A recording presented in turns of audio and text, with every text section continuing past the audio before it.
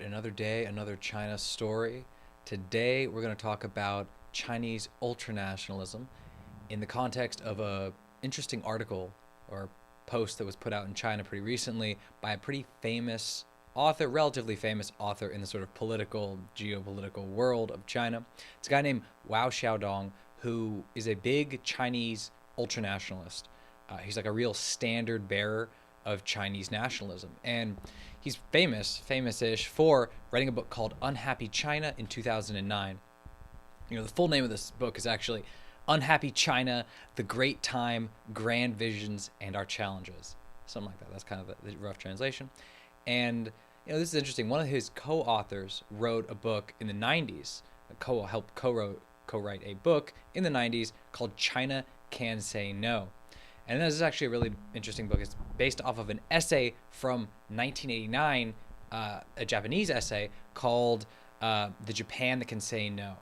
And I think that was written by, might be a founder of Toyota or Sony, a major industrialist, and then a major political figure. I think it was the mayor of Tokyo or of that region or something.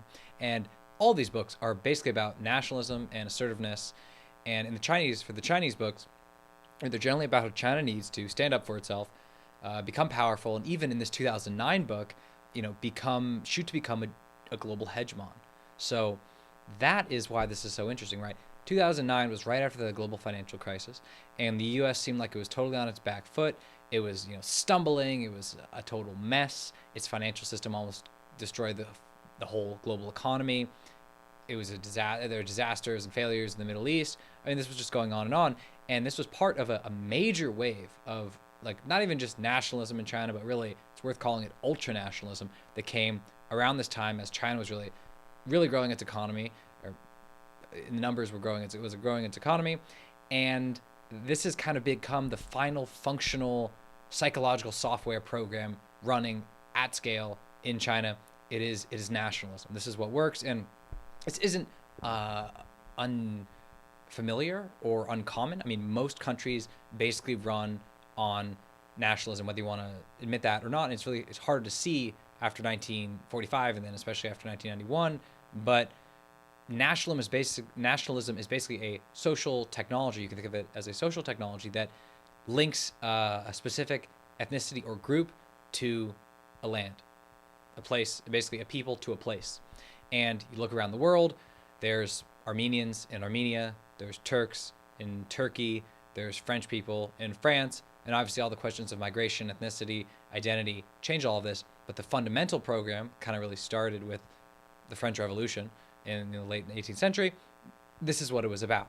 And in China, this is a new thing. This is much deeper than we need to go today, but nationalism did not exist in China before the 19th century. It was in many ways a Western product. It actually came with the Qing Dynasty. It came with an attempt actually at creating a multi-ethnic empire. The prior empires, all the empires before the final empire, the Qing Dynasty, they were not multi-ethnic, explicitly multi-ethnic in the sense of, you have Turkic groups, you have some Mongol groups, you have some Han Chinese, you have Manchu people, you have all this stuff.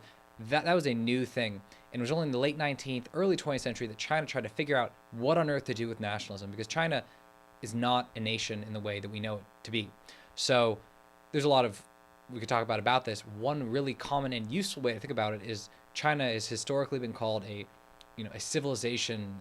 I think it was a civilization trying to be a nation or something like that. And it's similar to how the Prussian state was an army with a state.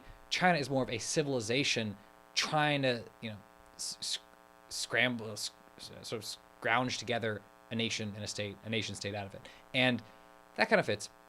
But let's get back to Wong Xiaodong here. So, in his posts, this is going to seem crazy and almost crazy that this is crazy, but basically Wong is saying that there is pain ahead for China if it continues on the path it's on. So this post 2008, post financial crisis surge of nationalism, which was very useful for the Communist Party in a lot of ways. It did a lot of different things, and it's been extremely effective internally, which we'll talk about.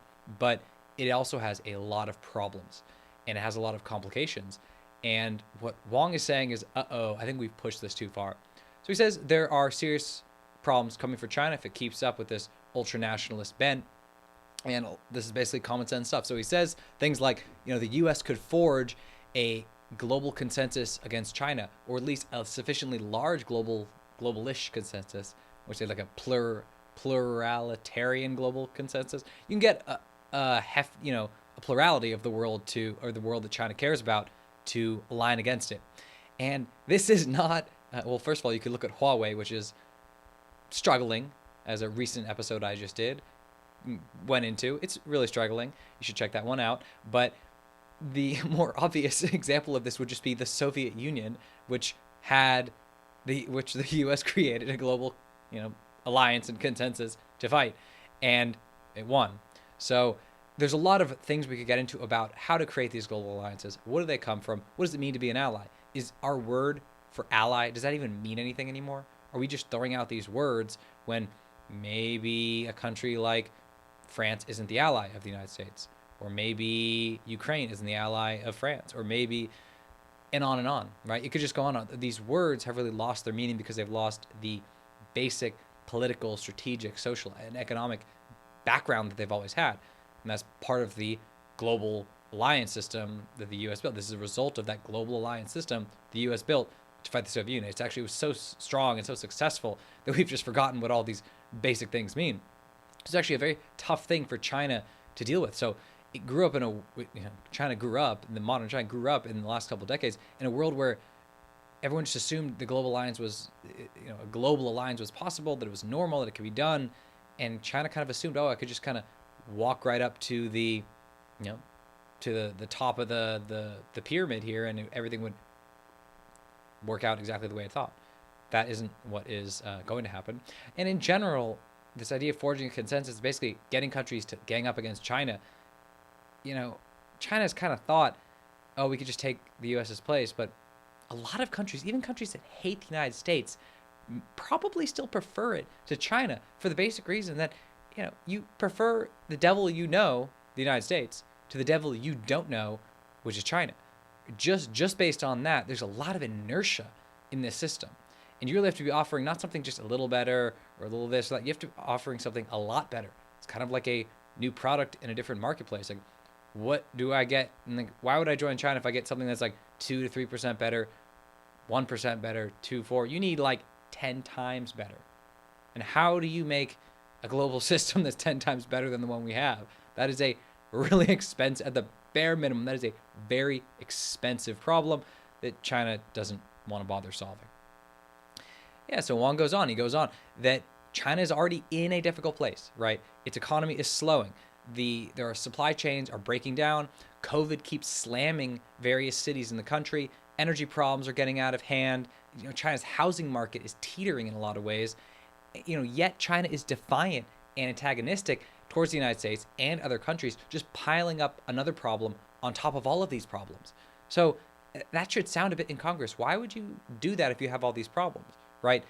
Nationalism, if China was just on an uninterrupted march to preeminence in the world and the U.S. was just stumbling and falling and that was the way it's going to be, this would work. But this whole triumphalist narrative that China's had for over 10 years now, and that its diplomatic corps is now sort of implementing into policy, this isn't real, and this isn't working the way that it was supposed to, right? It was supposed to just be something that would accompany the natural progression of China to global dominance and stuff like that, but it just hasn't. So what do? You actually have to recalibrate. If you were more nimble and fluid, China would just sort of recalibrate, but it's difficult for a lot of reasons because Chinese politics are very different from what we know or see in the United States. And then Wang just keeps going on that, it's extremely unrealistic. And this is a really basic one. It is extremely unrealistic for China to catch up with the West, which it still wants to do economically and technologically in a lot of areas. It is very hard to do this if the U.S. decouples with China, if it decouples its economic and technological infrastructure and financial infrastructure from China. And this should be obvious. Where is the new technology supposed to come from? Where are the new markets supposed to come from? If you lose foreign markets and goodwill and energy resources and opportunities to transfer technologies or to compete against them, you're taking away many of the sources of innovation, right? You can say you know, what Wang says is that domestic consumption in China can stimulate all of this enough to make up for what's lost, but that would still be very, very painful, right? So he still says, even if all this happens, we could probably still hopefully make it happen, make it work. And on this he's wrong, right? There's not enough sources of growth and demand in China for this to happen. I know everyone hears that there's a billion Chinese consumers and it's going to change the world and all that. There's a lot of reasons. I have other videos that go into why that's not true and not going to happen. But this is just the basic one. What do you do if you cut off from the rest of the world? How many countries have become incredibly wealthy and prosperous and have moved to the top of the world when they're exiled from the world, right? And Chinese history, unfortunately, is filled with this, right? The Ming Dynasty being a really notable example, but actually a really good example. I mean, that's not the country that's not the past dynasty you want to model, but unfortunately, this happens in China because of the nature of China, right? This isn't something where the party leaders got to go, oh, well, we want to emulate this country and this old dynasty and this and that. You're more forced into these positions. So it just seems basic again, right? Wang is a former ultranationalist, or still an ultranationalist, who's saying, I think we push things a bit too far. I don't think we're going to be able to take over the world if we lose access to most global markets and sources of technology and data and innovation and all that, right? Can we do this really all on our own? Do we want to try? Do we want to run that experiment? It's kind of what he is saying. And the answer is no. And he just goes on. He's right. He also says, and this is another thing, in China, this is really controversial. Here it's also controversial as a result of the Trump trade wars and the politicization of that and all sorts of later things and almost everything related to China at this point. But basically, Wang says China will get hurt more than the United States if relations break down and the two countries decouple. Now, this is very controversial to Americans who think the other thing that it goes the other way, right? We hear that the United States is just going to become like a weird sort of colony of China. Will produce like food and oil, natural gas, we'll send it all to China, and then all the really advanced products will come from China to here, and we'll basically be like Australia to the United Kingdom back in the day, or the United States to the United Kingdom, the American colonies to the United Kingdom in the, let's say, early 18th century. Problem with that is that most things in China aren't really made in China. They're assembled in China. They're taken 80-ish% of all of it is taken from other places around the world and shipped on all these long, complex supply chains to China. But they're not actually all made there. And a lot of the stuff that's made in China is really made by foreign companies in China. And this is a whole thing. And anyone who listens to this channel knows a lot of this already. But in China, we're talking about the other thing, right? We're not talking about, oh, the U.S. will lose. That's Americans thinking the U.S. will lose, and that's very scary. It's now an ultranationalist in China saying, hey, actually, we would really suffer in this case, right? I think there was a prominent Beijing advisor who said, roughly speaking, if we're decoupled from the United States, we'll have a lot of rice, but not a lot of really great, healthy, nutritious, delectable food. And that's not exactly wrong. And finally, Wong ends by saying China should go back to Deng's strategy of biding its time and building its strength. So 1980s, the Maoist era is over. Deng Xiaoping is opening up the country, and he looks around. He sees, wow, we're in a poor agrarian country. The United States has gone to the moon, right? It has all these aircraft carriers. What are we supposed to compete with, etc. And he says, all right, well, we'll just put our heads down and work, develop our strength, and then we'll kind of figure out what to do with these conflicts with the United States or other major countries later on. Well, China thought that time was now, right? This triumphalist narrative in the wolf warrior diplomacy. All of this is like China's time is now. Even the Chinese movie Wolf Warrior and Wolf Warrior 2 and all the nationalist films that are coming out, nationalist propaganda films that are coming out, these are trying to say the time is now.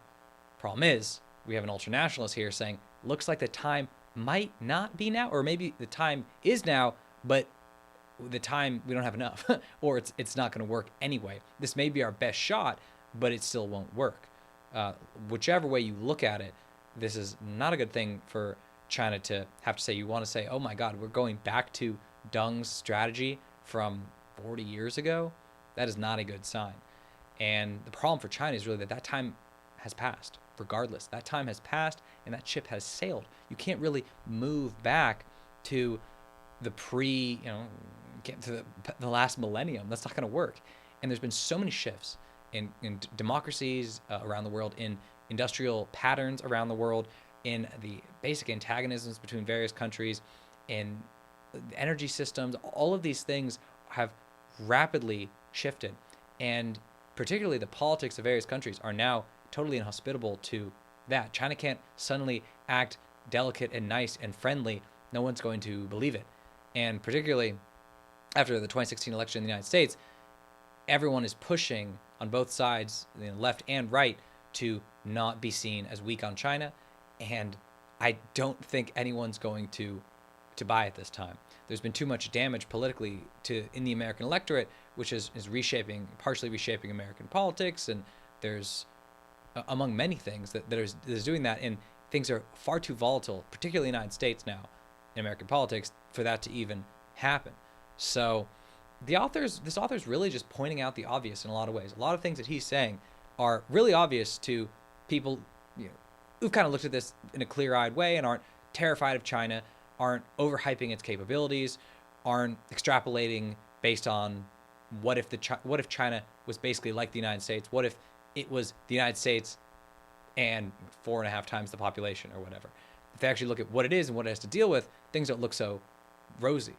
And when Wong says that full-throated ultranationalism around the world makes everything harder for China abroad, this should be obvious. I mean, nationalism makes sense internally for China, but it antagonizes everyone externally. And this is, again, obvious. I mean, look what happens to the United States when it acts too overtly nationalist, whether that's Bush invading Iraq and kind of going against, not bothering with a coalition like in 1991, or Trump doing an America first sort of thing. This causes major blowback because people don't like this.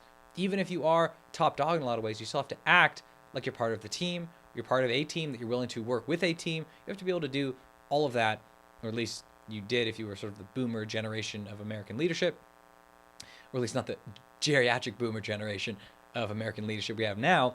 And in China, though, things have just gotten out of hand, right? The obvious fact that you can't just do crazy, boisterous, just bloviating all around the world about what you're going to do and how powerful you are and how no one can threaten you and no one should challenge you, and do all this endlessly. First of all, you look weak because people who are really strong don't usually have to get into all that. But more importantly, the government in China sort of drank its own Kool-Aid, and it assumed it had more leverage and power and durability and gravitas than it did. It assumed, like I said, that this triumphalist narrative would follow the triumph of China in the political arena, and that hasn't happened. And a big reason why gets into nationalism and just propaganda and what it is. So propaganda is not like a small part of the Chinese state. Propaganda is an essential part of the Chinese state and has been forever. That's at least 2,200 years. China has needed, as much to the extent it could at every period, top-down propaganda enforced by the state. It can't really keep things together otherwise. There are way too many forces it can't just let loose, and it needs propaganda to keep them from getting out of hand. And the problem is that, particularly now, China has so much control over the narrative internally that it's been pumping out stuff just out of control. Basically, China has so much control over propaganda and its ability to craft narratives and pump it out and disseminate it all around the world is phenomenal. It's way, way, way more than anything a Russia or a European or American group can do. And as other options have sort of fallen out, and all the actual military options don't work, right? China's never sort of actually directly challenged the United States or Japan militarily. that as that doesn't happen, and as economic options sort of dwindle, China's just reverted more and more to propaganda. So it's already an essential part of the Chinese state, and it felt like China was winning when 2009 in this book Unhappy China came out, and the propaganda followed that, and it just exploded, it mushroomed, it ballooned, totally out of proportion to what was actually warranted. But it's just so useful. I mean, in particular, Chinese nationalism since the 80s, 90s has been really useful as a cudgel against other nations, particularly the United States. And the way it goes is something like this. Basically, China says, oh no, don't do that. You really don't want to do that. Who knows how the Chinese people would respond to that indignity or challenge or whatever you want to call it.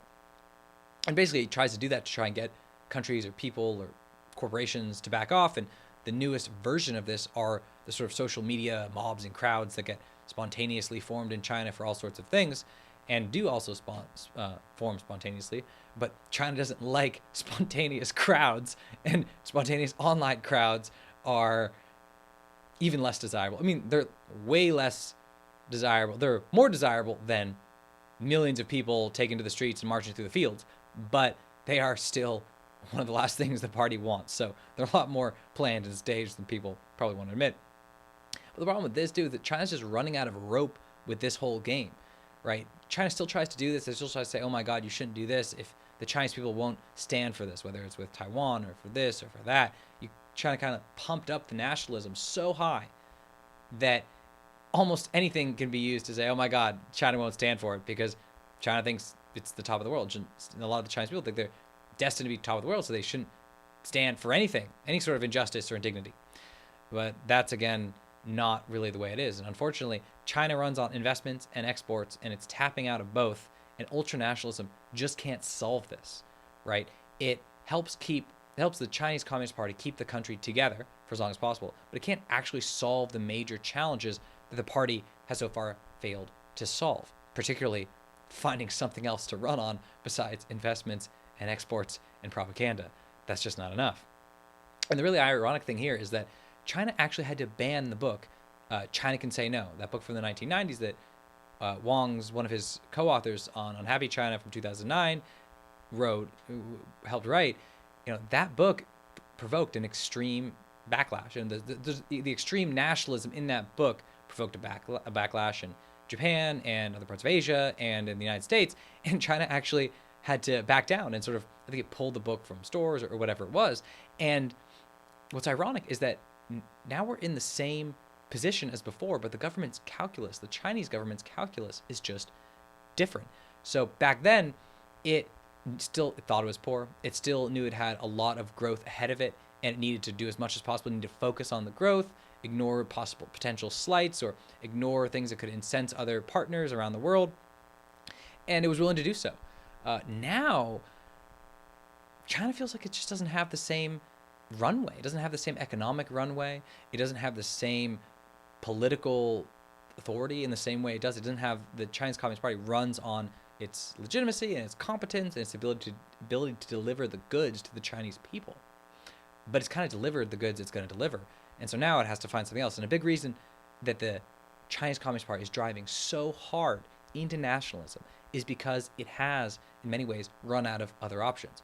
So instead of the triumphalist narrative accompanying the triumph, you just have the triumphalist narrative running along all by itself. And there's not really anything to back it up. And it's moved so far ahead of everything else that the party can't really stop it. It can't really stop it. If it's the main program, the main software program running in China, among the Chinese people, that knits them together as one political unit, what do you replace it with? How do you say that it's wrong? How do you sort of start to reconfigure that?